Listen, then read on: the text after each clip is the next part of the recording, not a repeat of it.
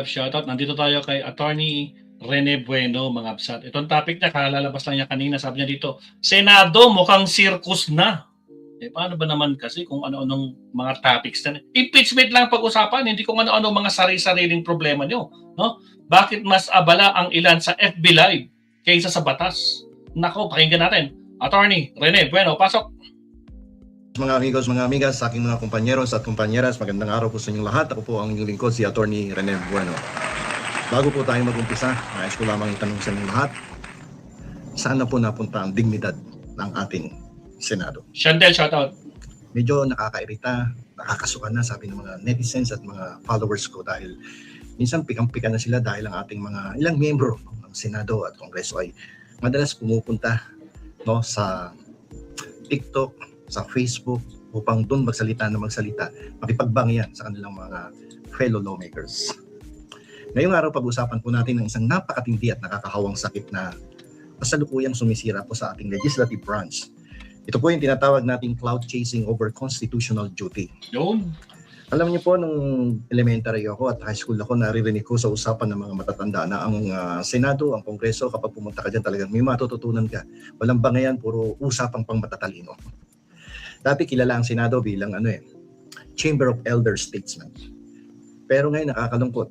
Kung titingnan po ninyo ang mga naggaganap na public spots, gaya ng hirit ni Senator Alan Peter Cayetano sa publiko na mag-focus sa facts, imbis na sa mga patutsyada ni Senator Pamphilo Lacson daw. Mukha na silang high school group chat na nalik sa Twitter kaysa sa isang marangal na House of Laws. Imbis na magbakbakan sa matatalinong debate sa loob ng Majestic Senate Hall, labala ang ating mga pinuno sa pagpapalitan ng mga subtweets, hashtags, at Facebook live rants. Ito siguro naman, alam niyo na kung sino ang aking tutukuyin ng mga senador na madalas nasa Facebook live, no? At doon tumitira kapag siya ay binabanatan sa plenaryo ng kanyang mga kasamahan. Imbis na debatihin niya doon sa floor, pupunta sa live stream ng Facebook o kaya ng TikTok. At doon makikipag-argumento, hinahabol yung views, no? Dahil kasi kung sa Senado nga naman, wala masyadong nanonood, di ba? Seryoso, mga amigos, mga amigas, hindi lang ito nakakadismaya. Para sa ating mga taxpayers, ito po ay lubhang, sabi nga ng iba, nakakadiri na daw eh. At medyo nakakapikon dahil taxpayers tayo, binabayaran natin yung mga yan para magtrabaho ng marangal at ng may dignidad, pero nakikita natin, pero iba na itsura, no, ng ibang mambabatas natin. Ngayon, pag-usapan natin, ano ba ang sinasabi ng batas tungkol sa pagiging classy? Diba, senador ka, dapat classy ka magsalita, kumilos, diba, manamit, diba? Ngayon, bago po ninyo isipin na nagre-reklamo lang ako, tingnan muna natin ang batas. Yes, believe it or not, may mga totoong batas na nakasulat para sabihan ang mga politiko na huwag umasan na parang mga online trolls. Huwag umasan na parang mga high school, mga bata, na kapag nababara ng kapwa niya mga mambabatas, pupunta sa Facebook live stream, pupunta sa TikTok. Parang nakakasuka. Yun nga sinasabi sa akin ng ating mga followers at mga netizens. Ngayon, pag-usapan po natin ito Republic Act 6713. Although napag-usapan na natin ito paulit-ulit, yung Code of Conduct and Ethical Standards for Public Officials and Employees. Muli po nating silipin, no, yung Section 4, Paragraph A ng Republic Act 6713 na nag-uutos o nag-aatas ng professionalism sa lahat ng public officials. No? Dito sinasabi po ng batas, ang lahat po ng public officials and employees ay kailangan mag-perform at mag-discharge ng kanilang duties with the highest degree of excellence, professionalism, intelligence, and skill. Pero mukhang hindi po ito yung nakikita, hindi po ito yung ating naririnig, hindi po ito ang nararanasan dyan sa ating bulwagan, no, ng Senado. Ito po tanong ko sa inyo. Yung pag-call out ba sa kasamahan mo gamit ang isang 280 character tweets na may kasama pang 3 laughing crying emojis ay maituturing na highest degree of excellence and intelligence? I don't think so. Parang hindi, di ba? At saka, yung Section 4 po, Paragraph C, ng nasabing batas, ay humingi po ng justice and sincerity. Dapat laging may tapat, no? Dapat laging tapat ang mga opisyal sa interes ng publiko. Dapat laging nagpiprevail yung public interest, di ba? Yung pag-aaway online para lang proteksyonan ang kanilang mga personal political brand habang inaamag ang mga mahalagang bills ay isang direktang paglabag sa espiritu ng batas na ito. Republic Act 6713. Parang wala nang umiinti sa kasalukuyan dito sa batas na to. Parang sa kanila, maintindihin yan. Di ba? Tayo naman na nasusunod. May committee nga tayo sa ethics. May ethics committee tayo. Chokaran naman natin yung chairman at mga members dyan sa Senate. Parang ganun na lumalabas. Hindi na naman natin sinasabi nila yan. Pero parang ganun ang epekto at impact nitong mga nangyayari sa ating kapaligiran ngayon. Di ba? Kapag nasa loob ka ng plenaryo, bound ang mga senador na tinatawag bound ang mga senador ng tinatawag na rules of the Senate. May mga rules of procedure sila dyan, may merong rules of the Senate na tinatawag na bawal yung unparliamentary language at bastos na ugali. Napapansin niyo ba yun? Parang si Atty. Claire Castro na pinapanood ko kagabi, sabi niya doon sa isang senador, para daw napapansin niya may something na yung isang miyembro ng Senado. Hindi ko na papanggitin yung pangalan, panoorin niyo na lang yung vlog ni Atty. Claire. Kapag iniinsulto na ng isang senador ang kasama niya on the floor, pupukpukin ng gavel. Buburahin ng sinabi sa official records at pwede silang ma-censure o maparusahan. Di ba? Madalas yan, ganyan ang ginagawa. Kung mapapansin niyo sa Senado, pag nagkakainitan, nagpapato na maangang ng salita, nagre-record yung isang senador. Sabi lang panig na, teka muna, huwag natin ilagay sa public records yan. Wala pong jurisdiction ng rules of the Senate sa TikTok, maging sa Facebook. No? Kaya imbis na harapin ang katotohanan at ang gavel sa loob ng chamber, ang nangyayari tuloy ngayon, tumatakbo sila sa social media. Doon kasi hawak nila yung naratibo. Pwede nilang i-off ang comments. Di ba? Alam niya, di ba? Pag nagpo-post ka, pwede mong i-off yung comments o kaya friends mo lang pwede mag-komentaryo sa Facebook mo. At dito naiwasan nila ang agarang fact-checking ng mga kasamahan nila. Ito yung political equivalent ng uuwi na lang sa nanay kasi natatalo na sa laro. Di ba? So, pag napipik mo, teka, uwian na. Punta sa Facebook, punta sa TikTok, magla-live sa social media at doon putak ng putak. O doon dakdak ng dakdak. At doon kung ano-ano ang pinagsasasabi. Ngayon, tingnan po natin yung landmark case na Pineda versus Atri. Alam niyo po, napakaluma na itong desisyon na ito ng Korte Suprema na kanila pong inilabas noong 1911 pa to. Pero paulit-ulit na binabalikan sa mga desisyon ng Supreme Court sa nagdaang mga dekada. Gaya ng Trovella versus Robles. Ito yung pinakabago kasi 2018 decision to na halos inangkat ang kahulugan doon sa Pineda case. No? At sabi dito, nagpaalala po ang ating Korte Suprema. Inulit-ulit to sa mga kasing halid-tulad na desisyon simula doon sa Pineda. Okay? Ang sabi ng Korte Suprema, public office is a public trust. The behavior of a public officer must at all times be characterized by what? Propriety and decorum. Above all, must be beyond suspicion. Ngayon, kapag ang mga senador ay pumapatol sa petty online warfare, hindi lang po nila sinisira ang sarili nilang pangalan. Inihilan na rin nila sa putik ang buong institusyon.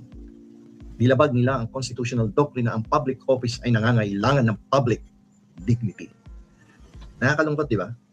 Na masaksihan natin yung mga ganitong pangyayari ngayon sa ating kongreso. Mapataas sa itaas na kongreso o sa mababang kapulungan.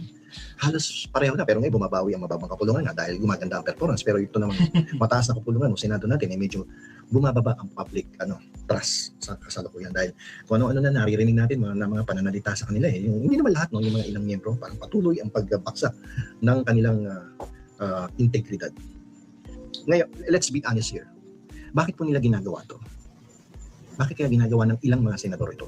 No, imbis na doon sa plenaryo makipagdebate o doon nakikipagdebate pero pag hindi na kayang salagin pupunta sa Facebook, pupunta sa TikTok. Ang isa pong seryoso, matalino at 3 oras na debate tungkol sa economic policy o kaya sa agricultural tariffs ay actually nakakakuha lang yan ng mga 15 views o 20 views sa YouTube kapag yan i-discuss nila sa social media. Baka mamaya sa 15 or 20 views ang po doon ay mga inaantok na political science students o kaya baka mamaya yung driver niya, bodyguard niya pero ang isang maanghang at puno ng insultong 30-second clip ng 2 politikong nag-aaway, abay, asahan niyo po, viral yan. Viral agad yan. May daang-daang views yan, daang-daang libong views kagad yan, o kaya minsan, umaabot ng milyong-milyong views yan. Ito po yung tinatawag nating performance politics. Ang Senado ay nag-shift na mula sa pagiging institusyon na gumagawa ng batas tungo sa pagiging entablado na nag-create ng content. Ang nangyayari dito, ginagawa na nilang showbiz ang pamamahala para lang maaliw ang kanilang mga fandoms o yung political base nila para masiguro ang mga boto siyempre, sa 2028 elections.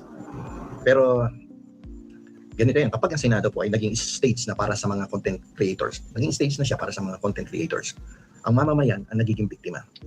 Habang busy sila sa pagbibilang ng kanilang mga likes, ng mga comments, yung mga retweets nila, o kaya pag-share ng mga FB live stream, tumataas ang inflation. Palubha ng palubha ang trapiko at ang transportasyon ay naiiwan na yung progreso, no? Tapos yung mga critical na polisiya ng bansa na dapat sana ay naaasikaso through legislative action, napapabayaan eh. Ang nagiging resulta, parang nagiging circus tayo, no? At parang nagiging kengkoy na, nagiging clowns tuloy ang ating mga public officials.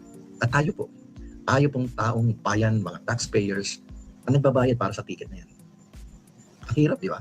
So bakit ba nagkakaganito ang ating legislative, no, branch, no, of our government? Ano ba nangyari? Nung bata pa ako, nababasa ko sa mga libro, sa mga newspapers, yung mga panahon ni Jovito Salonga, Jokno, di ba? Nene Pimentel, ang gagaling eh. Ngayon, paano natin naayusin ngayon to bago tuluyang maging isang malaking internet reality show ang Senado natin? Di ba? So, dapat siguro ibalik natin ang away sa floor, sa plenaryo. Yan, magdebate, magtagisan ng talino at galing ang mga mambabatas. Hindi yung pumupunta sa TikTok, pumupunta sa Facebook Live. Alam niyo po, ngayon gawa tayo. Dear Honorable Senators, sabihin natin to sa kanila, kung may issue po kayo sa statement or pulasiya ng kasamahan ninyo, gamitin po ninyo ang inyong privilege speech. I-debunk ninyo ang kanilang mga claims gamit ang data, yung mga committee hearings, at maayos na debate sa loob ng Senate Chamber. Ragnarok Zero Global.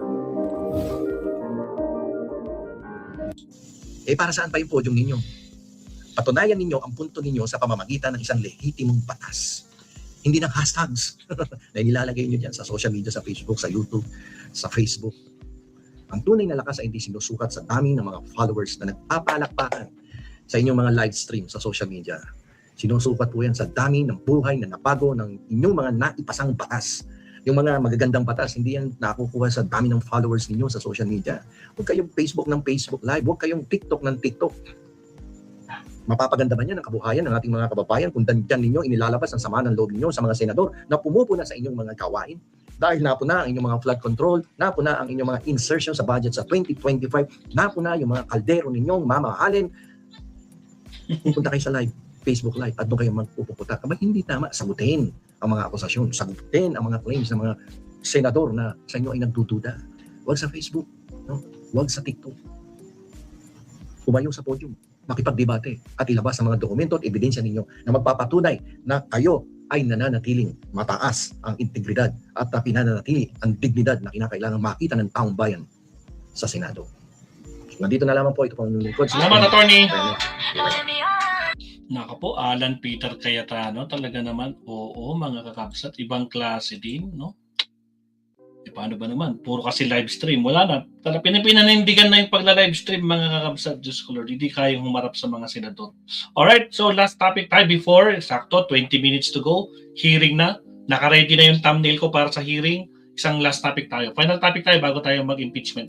Countdown in 30 seconds. Here we go. Again, huwag kalimutang mag-like and subscribe.